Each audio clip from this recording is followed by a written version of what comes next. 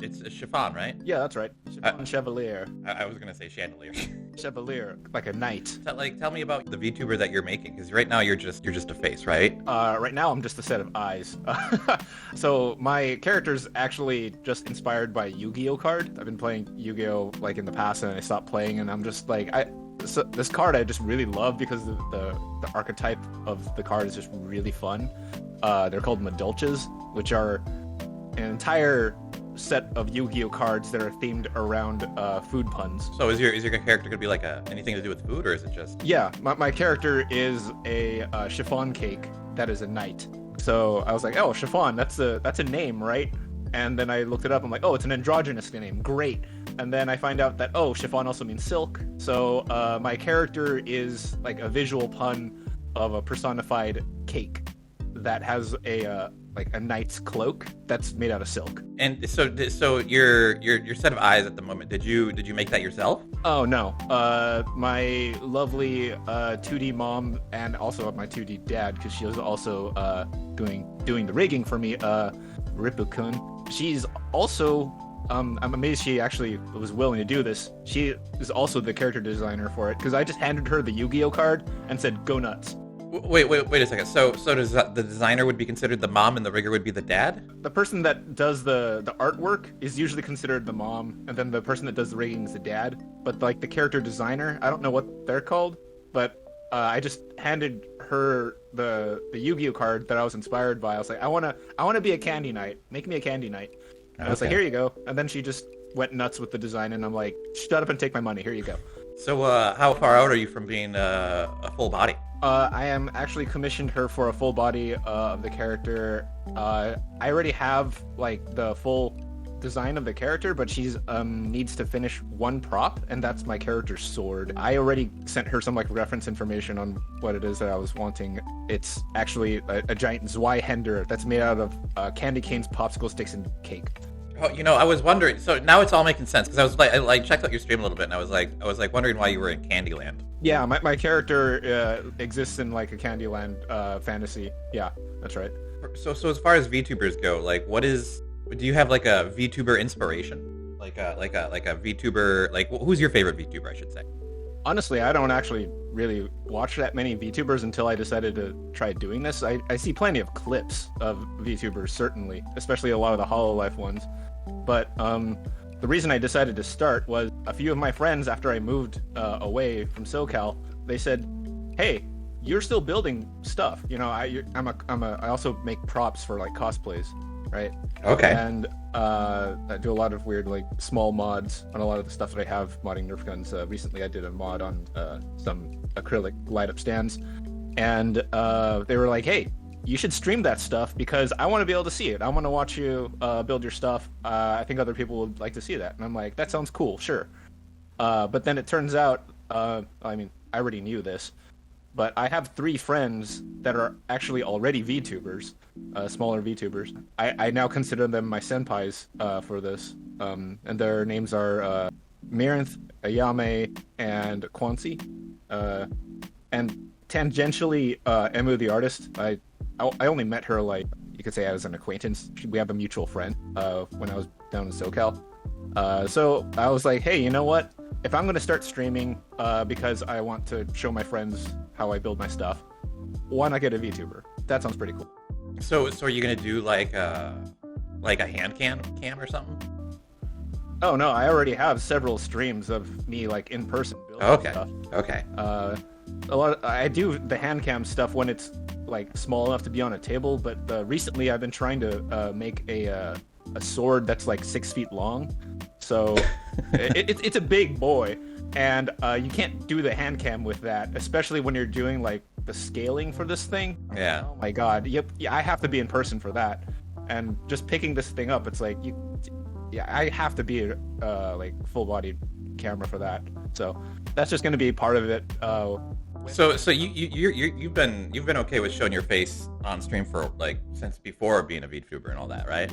Yeah, I don't have a problem with it. So what are your thoughts on this new, like, there was that drama going over the weekend with this? Yeah.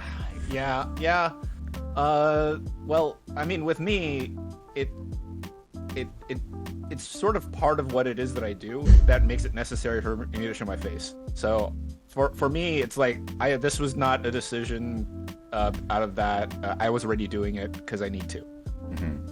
For everybody else, I don't really give two shits about this guy's opinion. I say if you want to show your face, I mean, good on you. Do you want to keep your character's branding? You know, some people are going for the illusion of being a hot anime girl. If you want to do that and keep that illusion, go for it. You know, you don't need to show your face. But if you want to show your face and just like say, here's some behind the scenes, maybe this is like a one-time thing, and you don't always do that, I mean, that's fine. That's fine. But you have to like keep in mind your brand, because I don't really care what that guy says. But if you believe it's something that would, you know, help with your marketing of yourself, then go for it. Yeah, I feel like we probably have a little, like me, because I don't mind showing my face. I've been showing my face on the internet for a long time, but I mean, like, I feel like I'm assuming we're both dudes, so I don't feel like we have it as hard as like some of the female creators out there. Because I have a friend who's like she puts herself out there a lot, but like she has to be careful with like what like she puts where, so she had to like separate out her content into being like her dance videos, her art vlogs, because her audience would, like, once she did it all in one channel, it brought all of the people together, and that wasn't so good. Yeah, that's what I meant by like your decision should really just be based off of what your branding is like. What is the thing that is a draw to people? Because honestly, for me, it's like I haven't actually been much of a person showing off what it is that I do all that much on the internet. I think the closest thing I've done was I think recently I did like a stream of making arrow patterns for a dance game, and that's like just an old hobby that I had. And even then, when I was doing that, I was not really like showing it off on the internet all that much either. But I don't know. Maybe I just got lucky, and eventually, like, somebody found my stuff and put it on a game. So so for your stream, what type of games do you typically play? Like, so you do some like IRL streams, but like what are the games, or like what other content are you making? I'm usually streaming JRPGs and RPGs right now. I'm playing Witcher and Tales of Arise right now. I also play Yu-Gi-Oh! Duel Links on there, because Yu-Gi-Oh! Duel Links is my my free-to-play vice, you could say. Everyone has to pick one, right? And of course, there's the other like in-person IRL builds. Okay. Are you? So you're on Twitch. Do you do any other type of content besides Twitch? Like, do you do like YouTube or? Actually, no. One of the reasons why I chose to stick with the live streaming was because I absolutely hate having to do the editing for it. I'm just like having to deal with like all the logistics of stuff is already a pain in the ass, in my opinion. Because I'm already doing that with a lot of the physical stuff that I do in terms of like my cosplay builds. I have to like think about how it is I want to plan out everything, keep everything organized, and have to do that with like files and then editing and then clipping. You can see I'm a little lazy on that end. Yeah, I feel you with that. Like I work professionally as an editor a lot of the time, and I'll tell you right now, when I stream, I hate editing myself down. I hate looking at myself, and I think that's just like a natural human reflex to not want to listen to yourself, if that makes sense. I don't have any problems listening to myself. I think I sound fabulous.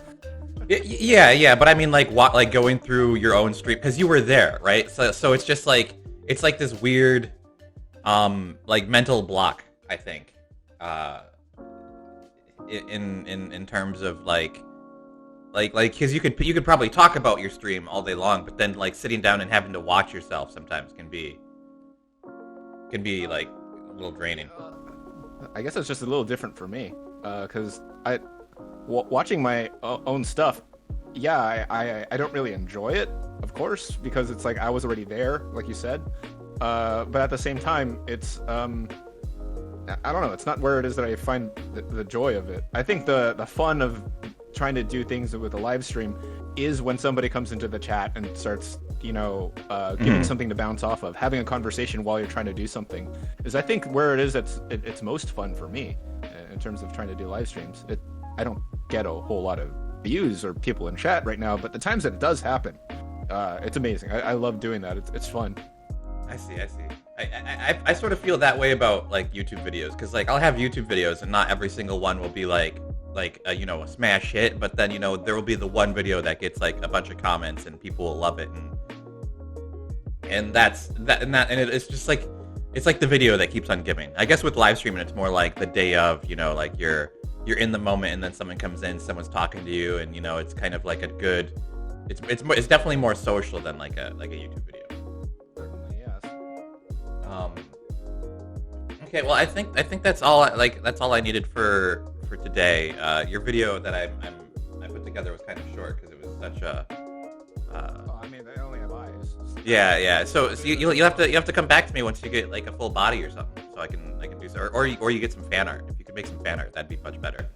I do have the full body image. I mean, I don't mind sharing it with you right now, but there are a few like smaller details that it's still missing. No, you should save that for your rig and like get some fan art or something, because that's fan art's easier to animate. Like so, your eyes were pretty good to animate, but like rigging, like because I was doing another VTubers.